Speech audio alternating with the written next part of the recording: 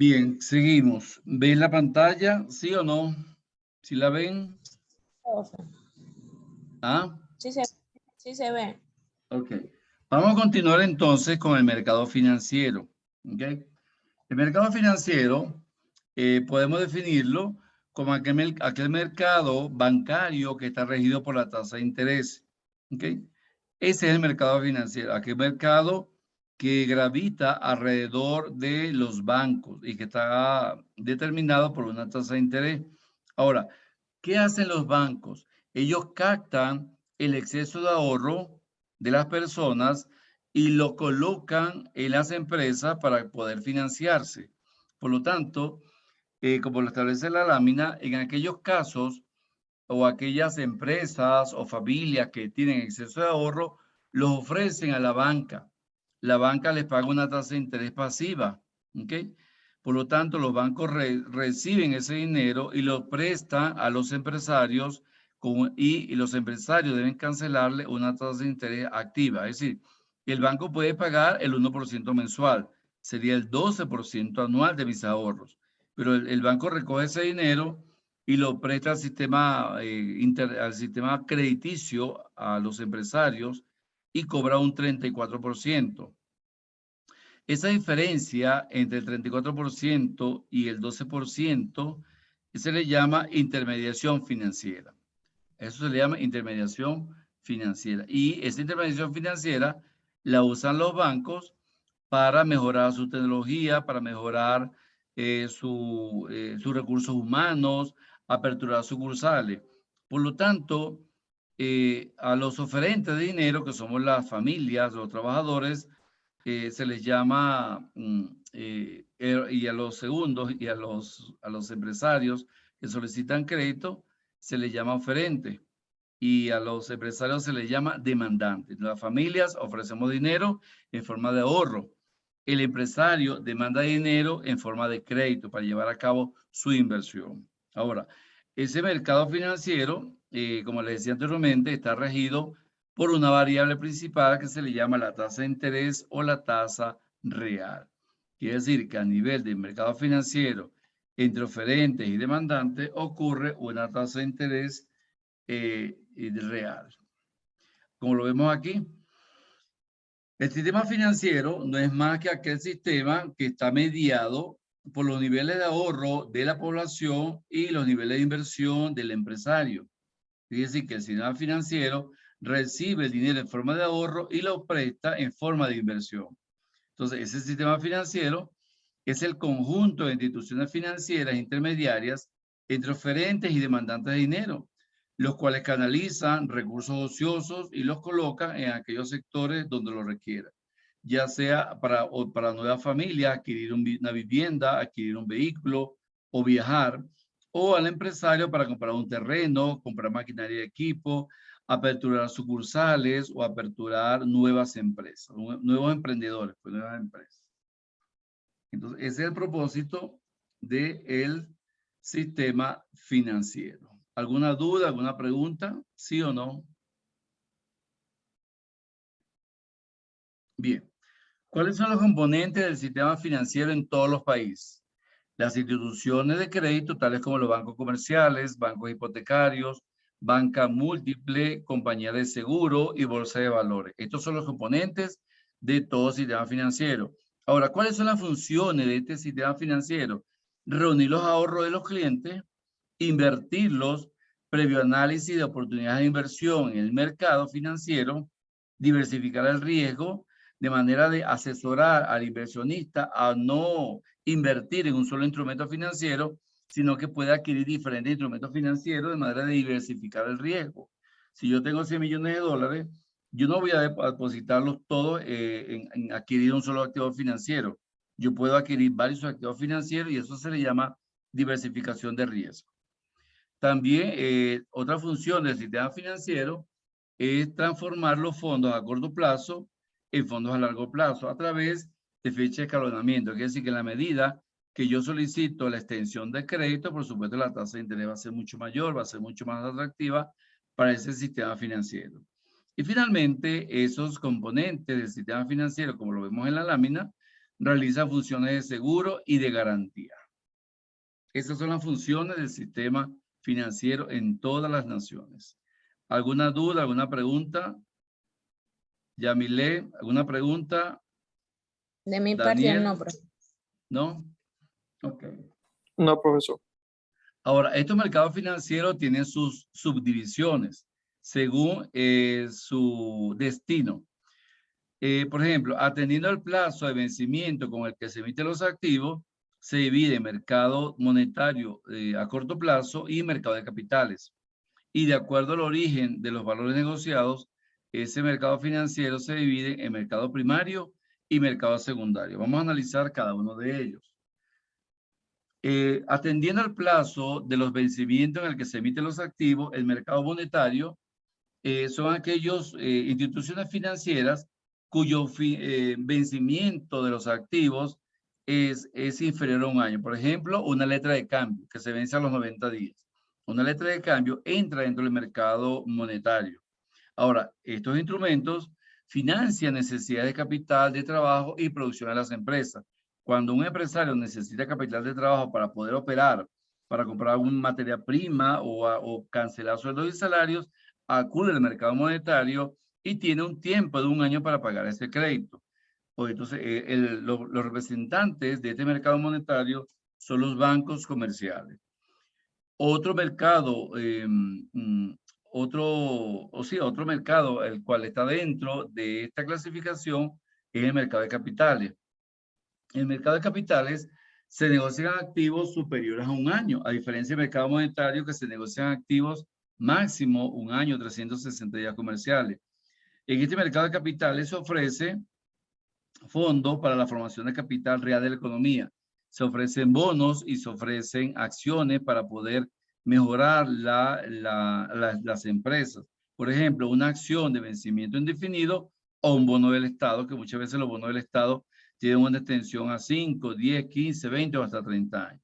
Entonces, la principal diferencia entre el mercado monetario y el mercado de capitales es la extensión del plazo, los vencimientos del plazo. Todas las transacciones en el mercado monetario se dan un término de un año y la transacción en el mercado de capitales se da posterior a un año, 20, 30, dependiendo cómo se haga la negociación.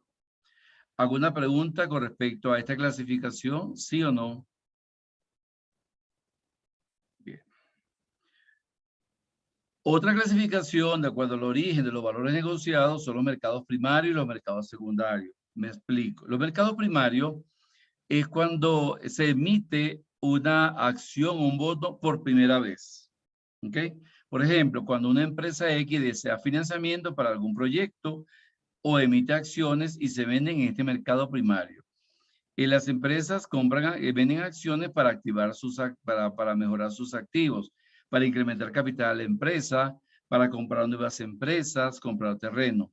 Ahora, cuando esa empresa tiene deuda, puede invertir vendiendo bonos, ofreciendo bonos empresariales a tasas muy atractivas. A eso se le llama mercado primario, cuando la empresa lanza su propia acción o su propio bono, o cuando la empresa necesita financiamiento a través de acciones que mejoran el balance general de la empresa. Y la otra clasificación son los mercados secundarios. Por ejemplo, aquí es cuando los que compran las acciones en el mercado primario las revenden en el mercado secundario. Por lo tanto, en el mercado secundario se negocian valores que han sido adquiridos por otro. Por ejemplo, el señor Ruiz compró acciones de la empresa Yale y luego las vende en la bolsa de valores, en un mercado secundario, porque ya él compró unas acciones, pero él quiere revenderlas a un precio mucho mayor y negocia directamente con la bolsa de valores. Aquí lo que opera es un cambio de propiedad, ya que el volumen de las operaciones son mucho mayores que la del mercado primario. En el mercado primario, él compra las acciones a la empresa X, pero él considera que las acciones se van a revalorizar y las vende en la bolsa de valores al mejor postor. A eso se le llama mercado secundario. ¿Preguntas? ¿Dudas? Bien. Otra clasificación es en función de los sujetos que ocurren al mercado. Se clasifica en mercados directos y mercados intermediados, u otros mercados llamados mercado de valores y mercado cambiario. Llamamos un mercado directo Cuando las familias que ofrecen fondos se ponen en contacto directo con un banco, ¿ok? Y solicitan comprar acciones de una empresa, o el empresario también se pone en contacto con un banco para comprar acciones. Se llama mercado directo porque la familia o también el empresario pues, saben de dónde proviene la acción, cuánto cuesta la acción y cuánto es el asesoramiento que deben pagar al banco para que les asesore en qué tipo de acción comprar. Eso se llama mercado directo. Y los mercados intermediados o también intermediarios son aquellos donde uno de los participantes es un intermediario financiero. Por lo tanto, demanda recursos ante terceros, por ejemplo, las corporaciones de ahorro y vivienda o las corporaciones financieras, que lo que hace es negociar directamente con los bancos, no negocian con el empresario, no negocian con la familia, sino que negocian directamente con los bancos, los cuales tienen una solvencia acreditada por el Banco Central de cada nación. Eso se llama mercados intermediados. ¿Alguna duda, alguna pregunta? ¿Sí o no? No. Okay. Otra clasificación es el mercado de valores y el mercado cambiario. El mercado de valores no es más que el mercado donde se compran y se venden acciones, bonos, obligaciones, papeles comerciales, documentos mercantiles, ya sea por parte de entes públicos o privados. En este mercado de valores se puede negociar si los documentos, pero si los activos financieros son nuevos, por supuesto se negocia en el mercado primario en menos de un año. Pero si los valores negociados se extienden a más de un año, podemos negociarlo en el mercado secundario. Entonces va a depender de la tasa de interés, del monto que tenga que pagarse por ese instrumento, que se ubique en un mercado primario o en un mercado secundario. Y se maneja a través de las bolsas de valores. Por su parte, el mercado cambiario tiene mucho que ver con el comercio internacional, dado que aquí se realizan operaciones vinculadas a la compra y venta netamente de moneda extranjera. Quiere decir que si yo soy un comerciante argentino y necesito importar una mercancía de Estados Unidos, por supuesto yo tengo que recurrir al mercado cambiario para comprar dólares y pagar esa mercancía que está entrando al país. Entonces yo voy directamente a los bancos comerciales o a las casas de cambio, compro los dólares y realizo la negociación compra-venta. También en el mercado cambiario recurrimos a la familia cuando de otros países, pues cuando vamos a viajar. Aquí en Ecuador no, porque aquí yo viajo con dólares. Por ejemplo, si yo vivo en Argentina y necesito ir a Estados Unidos, tengo que ir al banco a comprar dólares y poder viajar fuera de Argentina. Por lo tanto, los demandantes son las familias y las empresas, porque las empresas necesitan, como les decía anteriormente, necesitan hacer compras a nivel internacional y las familias necesitan hacer turismo cuando vamos de viaje fuera del... Apágame el micrófono, por favor. Bien. Ay, Dios mío, ¿quién estará por ahí riéndose? Entonces, en resumidas cuentas, podemos establecer que los mercados financieros son intervenidos y regulados por el Banco Central y otras instituciones crediticias. Ahora, ellos son agentes de superávit cuando los ingresos que ellos tienen son mayores a sus gastos. Por lo tanto, les sobra dinero para prestarlo tanto al Estado como a familias y empresas. Pero cuando presentan déficit, quiere decir que sus ingresos son menores a los gastos, por lo tanto, les falta dinero y se endeudan. ¿Cómo se endeudan? A través de la demanda de dinero. Pero cuando ellos tienen dinero, ahorran, ofrecen dinero a la banca para poder operar esa intermediación financiera. Quiere decir que quienes captan esos recursos sobrantes de la sociedad de dinero son los bancos y los coloca ante terceros a tasas de intereses mucho más atractivas. ¿Alguna duda, alguna pregunta? ¿Sí o no?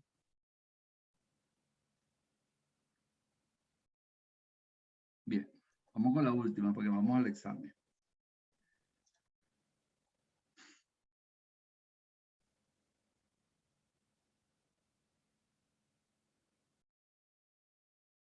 Yamile, ¿qué tiene usted por inflación, Yamile? ¿Se fue Yamile? ¿Que viene asistente como Hamilton? Aquí estoy, ¿Sí? profe. Ajá. ¿Quién tiene usted por inflación, Yamile? Inflación es como la economía o un aumento generalizado por ¿De qué? precios Aumento generalizado y sostenido de los precios a lo largo de todos Los bienes y Los los bienes y servicios. servicios. Muy bien, Yamile. Entonces podemos decir, ¿verdad?, que la inflación, como lo vemos aquí, no es más que el aumento de precios, ¿ok? Fíjense, en el 1970 compraba estos productos a $10. Luego, 19 años más tarde, en 2019, no, qué sé yo, más de 30 años, 39 años más tarde, compro estos poquitos alimentos en la misma cantidad, en $10. Quiere decir que se ha reducido el poder de compra del dinero. Que con la misma cantidad de dinero compro menos productos a lo largo de casi más de 30 años. Entonces podemos igualmente aquí, fíjense aquí cómo la inflación se lleva el carrito de supermercados, o sea, los precios son tan elevados que se llevan los artículos y la señora va corriendo aquí a tratar de buscar algo, pero no da tiempo. De esta manera, como lo vimos en la unidad 2, podemos definir la inflación como el alza sostenida y persistente en el nivel general de precios de los bienes y los servicios de una economía. Eso significa que si el incremento en los precios ocurre en un solo sector, no es inflación. Para que pueda llamarse inflación, tiene que afectar toda la economía de un país y se prolonga por muchos meses o por muchos años, tal como ocurre en el caso de Argentina, o en el caso de Brasil, o en el caso de Colombia, que tiene más de 15 años con incremento de precios sostenidos y la moneda se ha devaluado. Por esa razón, todos los precios se revalorizan en dólares, porque ya la moneda local ya no tiene fuerza para poder mantener el equilibrio de los precios. En tal sentido, si ocurriese solamente precio en el sector del calzado o en el sector de alimentos, no se le llama inflación. Para que ocurra la inflación, los precios tienen que afectar a toda la nación a nivel de sus precios.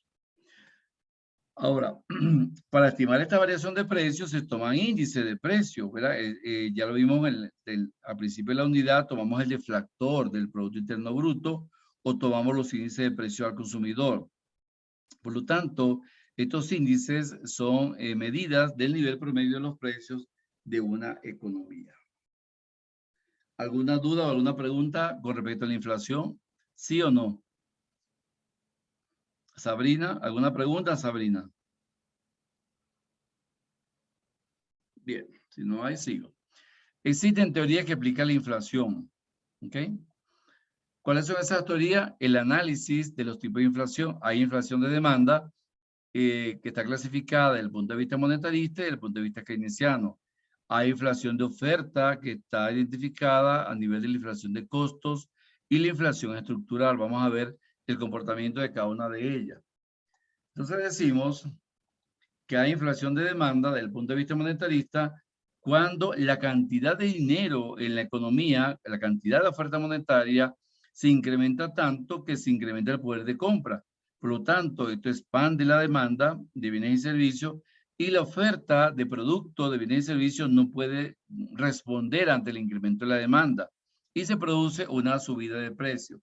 Por lo tanto, los monetaristas establecen que el factor clave del crecimiento de la demanda es la masa monetaria, el gran caudal de dinero que hay en la economía.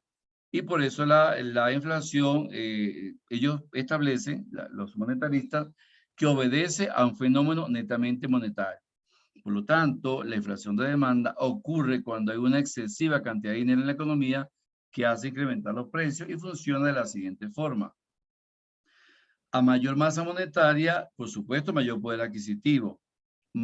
Y también crece la demanda de bienes y servicios en mayor medida que la oferta. Por lo tanto, la demanda es mayor que la oferta y esto genera un incremento de precios.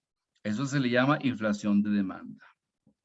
¿Alguna duda, alguna pregunta con respecto a la inflación de demanda de un punto de vista monetarista? ¿Sí o no? ¿No hay? No. Ok. Vamos a ver el otro caso de inflación de demanda. Desde el punto de vista keynesiano, la corriente keynesiana es la corriente fiscalista, la corriente que dirige la política fiscal. Ellos establecen, a diferencia de la inflación monetaria, ellos dicen que no, que la inflación no obedece a que hay mucho dinero en la economía. Ellos dicen que la inflación obedece a que no hay relación entre la liquidez y los precios. Ellos dicen que las personas no gastan todo su dinero en bienes y servicios en forma inmediata, sino que esperan que la demanda agregada se acomode y va a depender de otros factores. ¿Cuáles son los otros factores? Vamos a ver cuáles son los otros factores. El pleno empleo. Ellos dicen que la inflación ocurre cuando hay un pleno empleo. Cuando todo el mundo está trabajando, cuando los factores productivos, tierra, trabajo y capital están funcionando en óptimas condiciones. Por lo tanto, aumenta la inversión. Al aumentar la inversión, crece el empleo, se expande la demanda agregada, pero como la oferta de bienes y servicios no puede adaptarse en forma inmediata ante dicha expansión, ante dicho boom o ante dicho auge económico, se produce presión sobre los precios y estos se elevan. Entonces, los keynesianos obedecen que el incremento de precios obedece a un aumento en la inversión, a un aumento en el empleo, y dado que la demanda no puede soportar, la oferta, perdón, no puede soportar los niveles de demanda. Por lo tanto, existen factores distintos a los monetarios que hacen incrementar la demanda por encima de la oferta y también hace incrementar los precios. Entonces, fíjense que la diferencia entre la inflación monetarista, producto de la excesiva cantidad de dinero, y la inflación de demanda, desde el punto de vista keynesiano, producto del pleno empleo que hace gravitar la demanda agregada y el mercado no puede responder ante la creciente demanda agregada y a los pocos factores de producción, principalmente la mano de obra, que no da respuesta a esa demanda de bienes y de servicios. Entonces, por eso, el punto de vista que los keynesianos dicen que la inflación de demanda obedece al pleno empleo. Bien, el otro caso es la inflación de oferta. Ocurre una inflación de oferta a través de los costos. Cuando se inflan los costos, por supuesto, el empresario traslada esos costos al precio final del consumidor. Entonces, esa inflación de costo es el aumento en los precios que se explica en base a la elevación de los salarios y costos de producción. Cuando el gobierno decreta incremento del sueldo mínimo de 400 a 425 dólares, por supuesto, es una inflación de costo. ¿A dónde traslada el empresario esos costos? A sus productos, a los precios de sus productos.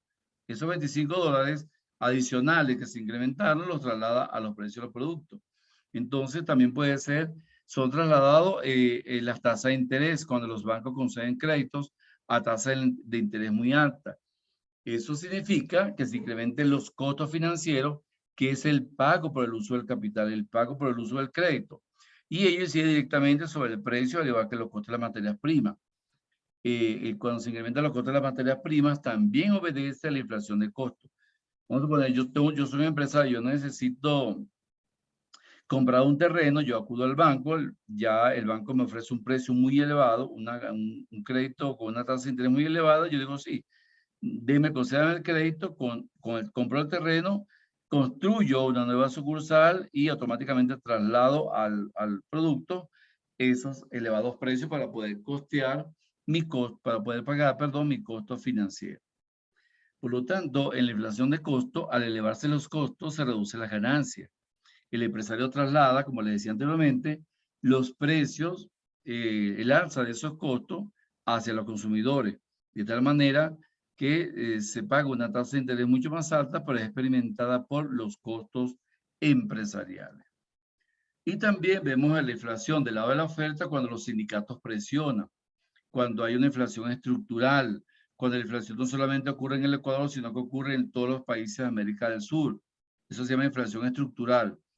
En el caso de Ecuador no se siente tanto porque hay una moneda muy fuerte y la inflación sube muy poco, solamente en términos de centavos. Ahora, esta inflación estructural obedece a que el sistema de producción es ineficiente en muchos países atrasados.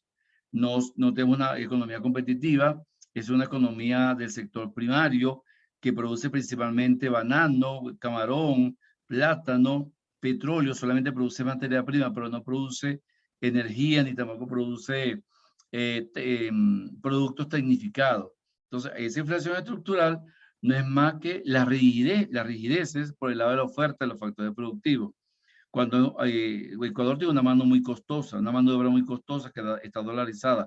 De hecho, el sueldo mínimo en el Ecuador es el más alto en toda América Latina, y luego de Uruguay y luego de Chile. y eso conduce a una elevada persistencia de los precios, principalmente los precios de mano de obra y de productos electrodomésticos. Bien, esa inflación estructural, dada su alta dependencia externa, determina la incidencia de la inflación que es transmitida por la vía del comercio exterior, que es decir, que todos los productos que compramos a nivel internacional ya vienen con la inflación unida en el dólar, ya es una inflación que afecta directamente al dólar y por supuesto eso obedece a que la inflación en términos de productos electrónicos sea mucho más elevada, no así en los alimentos, porque Ecuador es un gran productor de materia prima y de alimentos, por eso los alimentos aquí no son costosos, pero sí son costosos los productos electrónicos, los productos importados, porque ellos vienen con un porcentaje de inflación que directamente a nivel mundial afecta al dólar. Entonces, esta es la inflación estructural. ¿Alguna pregunta, alguna duda con respecto a la inflación de oferta? ¿Sí o no? Bien. Y el problema inflacionario, por supuesto, es a largo plazo. Ahora, existen políticas para controlar la inflación, no para desaparecerla, porque la inflación es una enfermedad crónica de la economía que no desaparece, pero sí se puede controlar. Es como la hipertensión o la diabetes, que tomando medicamentos se puede equilibrar. Entonces, vamos a ver cuáles son esas políticas antiinflacionarias. Habíamos dicho anteriormente que los keynesianos reconocen cuando la demanda es mayor a la oferta. Por lo tanto, esto genera inflación cuando la población tiene mucho dinero y compra, y el aparato productivo no puede dar respuesta para fabricar bienes y servicios. Entonces el Estado recurre a políticas fiscales restrictivas. ¿Para qué? Para reducir el gasto público, para reducir la cantidad de dinero en la economía. Aplica impuestos de tal manera que esa aplicación de impuestos reduce la oferta monetaria y por supuesto hace bajar la inflación. Otra situación es cuando la inflación y el desempleo ocurren en forma simultánea. El Estado tiene que recurrir a políticas monetarias restrictivas, es decir, reduce los medios de pago y baja la demanda, por consiguiente debe reducir los precios. Entonces, cuando la inflación es tan elevada, el Estado llega a un acuerdo con los empresarios y le cancela un subsidio de tal manera que los precios de los bienes y los servicios llegue al consumidor mucho más bajo y el Estado cancela un subsidio por tal situación. De manera que ocurre esa detención, rebaja, digamos, de inflación con la mano del Estado. Ya habíamos hablado que la alza en los salarios y los costos han llevado también a recurrir a política de renta. Se recurre a política de renta cuando el Estado negocia con los empresarios para reducir los sueldos y los salarios, pero no despedir a su personal, tal como ocurrió con la pandemia. Se llegó a un acuerdo de que se le cancelara a los trabajadores medio tiempo o por horas, pero que no lo despidiera porque iba a ser peor la situación para toda la familia. De tal manera que se llega a un acuerdo entre los salarios y los precios. Los precios se detienen y los sindicatos son gran parte protagonistas en esta negociación, de tal manera que los sindicatos son quienes llegan a un acuerdo con el Estado para que no se incrementen los precios, pero tampoco que se despida a los trabajadores. Y también el Estado recurre a controles de precios y de salarios mediante la vía legislativa, o sea, se emiten decretos para detener el incremento de los precios, pero también para garantizar el poder de los salarios, ya sea por horas o por medios tiempos. Y finalmente la teoría estructuralista. Esta teoría centra el origen de la recurrencia de la inflación a la rigidez del aparato productivo, un aparato productivo que no es próspero, que no se lanza al mercado mundial, que no quiere no compite con el comercio internacional, de tal manera que no permite que se remuevan aquellos estamentos productivos arcaicos de los países subdesarrollados como los nuestros, que solamente obedecen al desarrollo del sector primario, pero no invierten en el sector secundario, no invierten en el sector terciario, y por supuesto es imposible derrotar la inflación. Eso obedece a los países principalmente africanos, algunos asiáticos y a los sudamericanos que siempre están viviendo del sector primario. ¿Alguna duda, alguna pregunta? ¿Sí o no? Bien. Finalmente, para ir al examen, vemos las 4 políticas antiinflacionarias. Los keynesianos abogan por recurrir a medidas fiscales restrictivas, incrementando los impuestos para reducir la inflación. Los monetaristas recurren a medidas monetarias crediticias, reducir el crédito a fin de que se reduzca la tasa inflacionaria. La teoría de los costos recurren a política de renta, disminuyendo los sueldos y los salarios, reduciendo los precios, de manera que la población siga trabajando, pero con salarios más bajos. Y finalmente, la teoría estructuralista obedece a que los países deben actualizar y mejorar sus estructuras políticas y sus estructuras productivas mucho más eficientes y mucho más competitivas. A eso obedece las políticas antiinflacionarias. ¿No hay dudas? ¿No hay preguntas? Bien, aquí está No, la profesor. asignación. Dígame. No, dígame. digo que no hay. Ok, gracias. Causa y consecuencia de la inflación, elaborar un cuadro comparativo entre las causas, cuáles son las causas y cuáles son las consecuencias de la inflación, cuáles son las perspectivas inflacionarias de Ecuador para este año 2022 e investigar algunos conceptos: deflación, estanflación, hiperinflación, inflación galopante, desinflación, inflación subyacente, espiral inflacionaria. Entonces, estas son algunas asignaciones que ya se las voy a enviar al grupo de WhatsApp y en 10 minutos pueden comenzar su examen, a partir de los 10 minutos.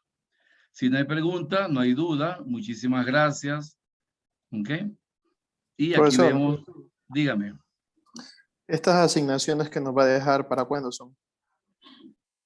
Son para el examen, no son asignaciones para hacerlas, son estudios para el examen. Ya las asignaciones que deben hacer ya están en la plataforma.